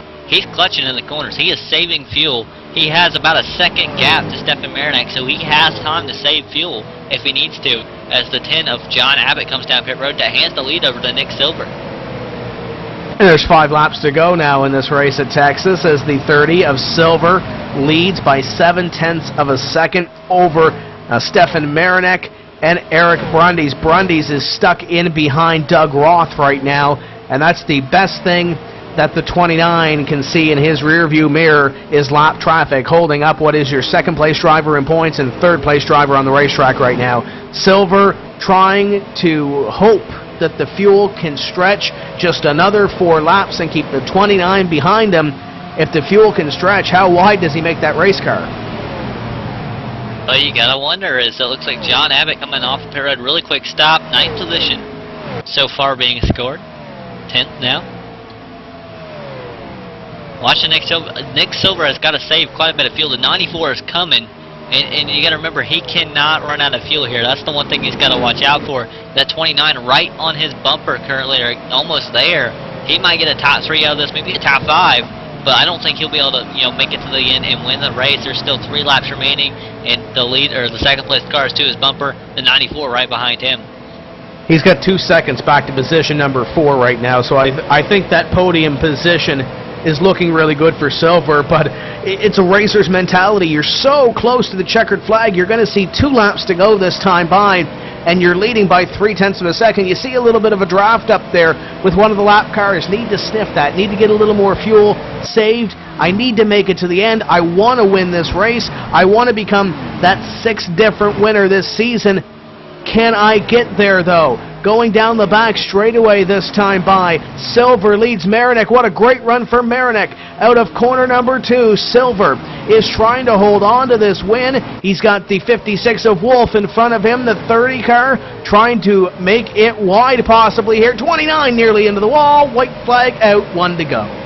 29, or 30, save the fuel. Here he goes, last lap, and the white flag in the air. Like you said, he's got a lot of company from the 29. He's on the outside. They're going to be side by side. Marinek to the inside. He's out of fuel. 30 out of fuel backstretch. Brundys makes that move on the inside as the 94 is trying to catch up to your leader, but he's not going to do it. Stefan Marinek comes up at a corner number 4, and he will come across the line, winning his 3rd race of the season at the Texas Motor Speedway. Brundys going to come home in 2nd, and what a run for Wyatt Wolf Jr. Where did he come from? 63 finishes in position number 3 with Lanzin Campbell completing your top 5. What a finish, what a race. So close for Nick Silver. Got to be a heartbreak there, running out of fuel on the backstretch there at the last lap. And we talked about a top 3 run possibly for that Nick Silver machine, but it's not going to happen. Silver, I believe, is scored in 6. Yeah, he came across the stripe in 6, so still not bad considering where he was running, Dakota, but I'm sure he wanted a little bit more, and it goes back to we had 2 runs of green flag racing. If I saved a little more fuel on that first run, I would have made the finish. Yeah, you got to think he could be a little upset by that. He's probably, hitting himself in the head right now, or hitting the car, banging the steering wheel. He's really got to be unhappy. So close on fuel, just not able to make it here, as we're now trying to get a hold of our winner here.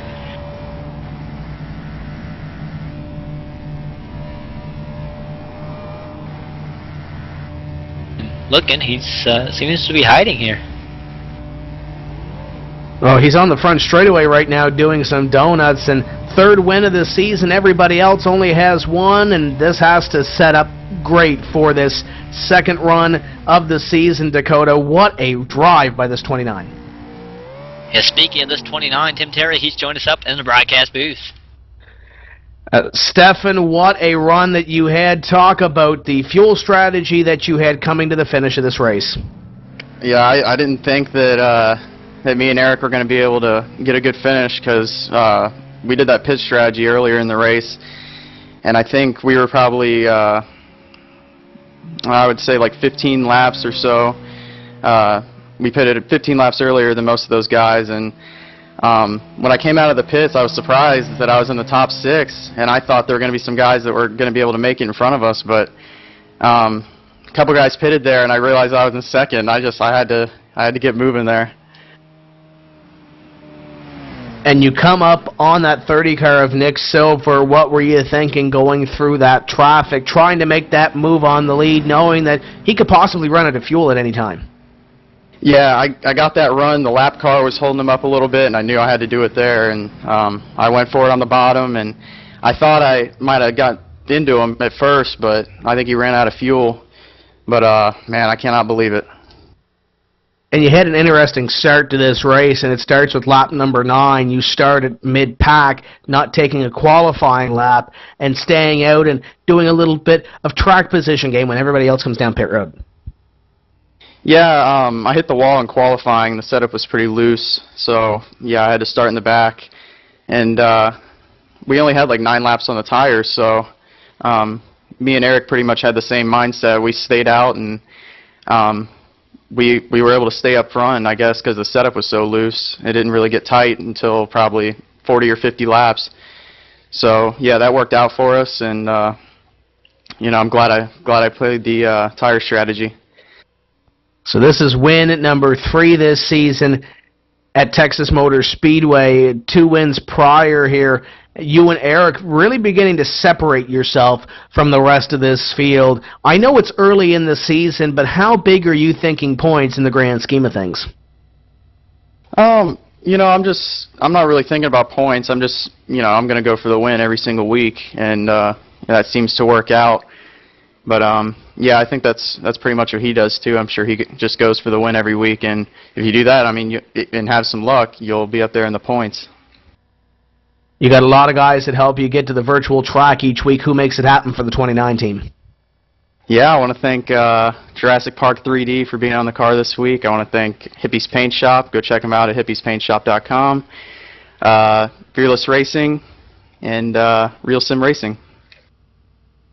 And there's your point leader and winner at the Texas Motor Speedway, Stefan Marinik. And I believe, Dakota, you've caught up with our second place finisher, Eric Brundys. Well, that we have, but I believe he's running away for a second, trying to talk to one of his crew members. So we're going to go ahead and step away, take a quick commercial break, and we'll be right back with your second place finisher. Landon Huffman coming to a comfortable lead, coming out of 2. He's got about 8 car lengths, put it half a second over Dwayne Vincent as Chad Cole works the number 2 spot. Time is running out. Vincent's got it. Cole wants it to the wall. Chevrolet puts the bumper to the 13 of Vincent. Vincent not backing down. He's in second. You know, and we got 1 car on the bottom of the 10 car.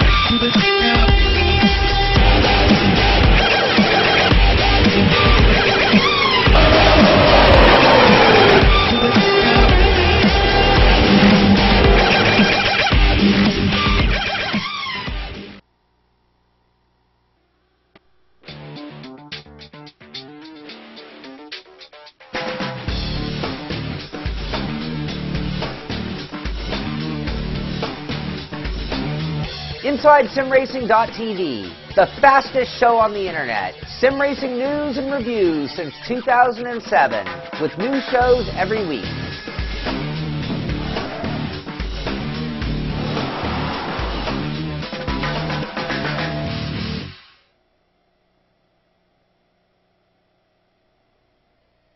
And we're now back live from Texas Motor Speedway with the post-race show, and I'm standing here with our second place finisher, Eric Brundys. And Eric, man, what a race. You look like you had one of the dominant cars out there, especially after you got up front and just wasn't able to put it together at the end.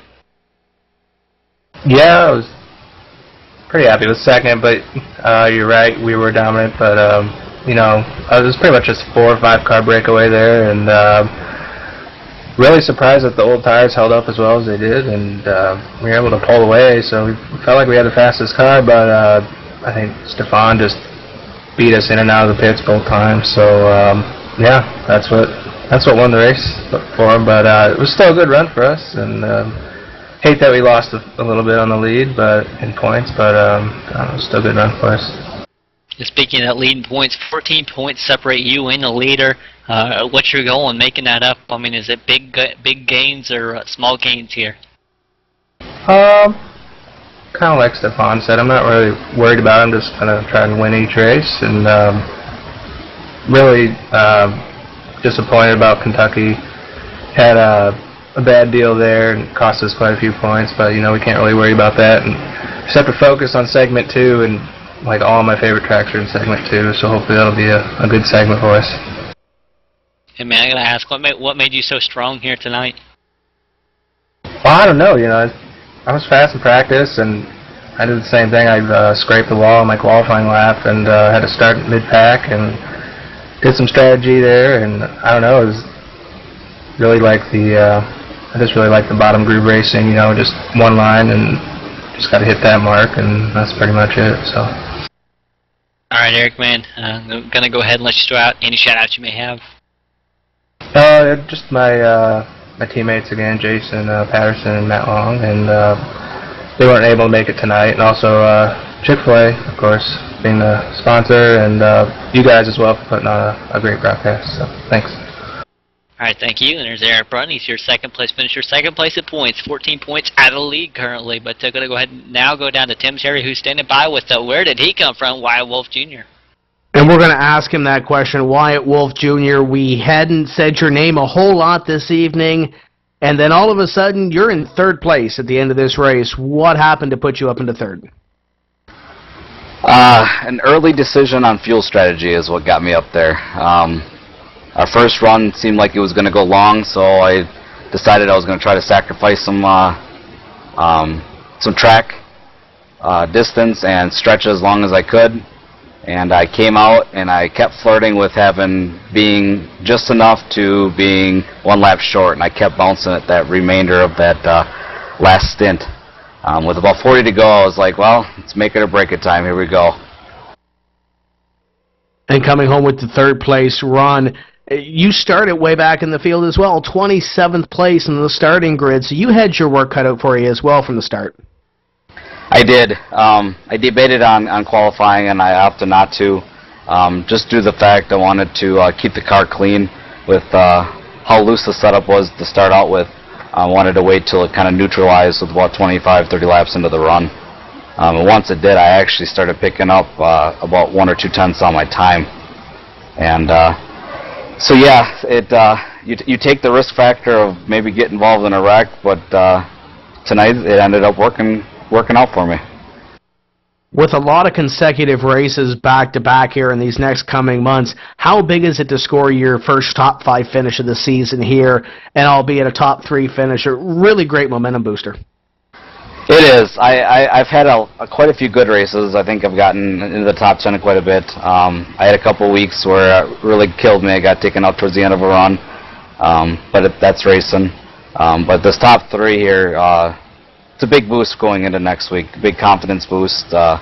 Makes you want to go out and practice some more and just see if you can find that extra tenth so you can stay up with Eric Brundy's and Stefan Marinac. Let's quickly talk about next week. Chicagoland, is this a racetrack that we could see Wyatt Wolf once again up in the top 3? I'm usually pretty good here. Again, this could be a fuel strategy race, and I've kind of learned to get accustomed to them. I'm a big guy. I like racing these cookie cutter tracks, and floating the car into the corner and using the throttle, not just power down. So I'm actually quite excited about going into next week.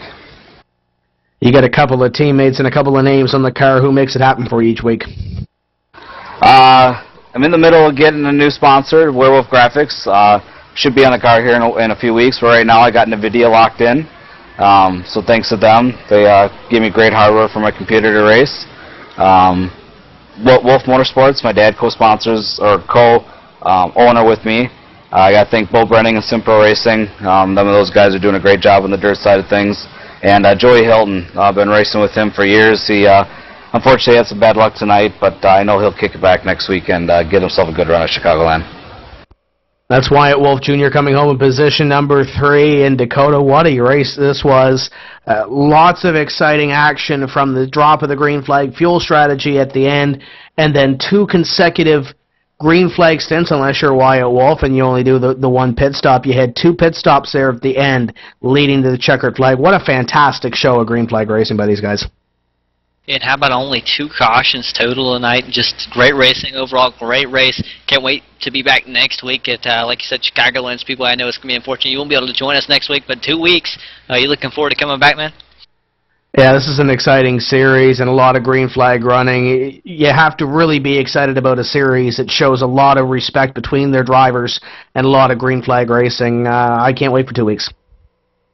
All right, and there you have it. This is Texas's race with the Real Sim Racing Asphalt Assault Series, sponsored by Inside Sim Racing. From all of us here at ETV Live, I'm Dakota Erman, joined by Tim Terry, JD Webb, John Wessling. We'll catch you guys next week.